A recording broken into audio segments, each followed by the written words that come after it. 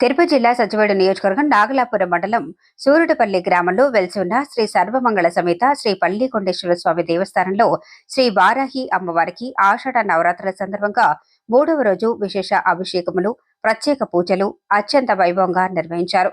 శ్రీ వారాహి అమ్మవారి అభిషేకములను నిండ్రకు చెందిన Srinivasa milk products, Srirangam milk products వారు ప్రసాదం ఉభయదాతలుగా వ్యవహరించారు. వారికి ఆలయ మర్యాదలతో దర్శనం ఏర్పాట్లు చేసి స్వామివారి ప్రసాదాలు అందించారు.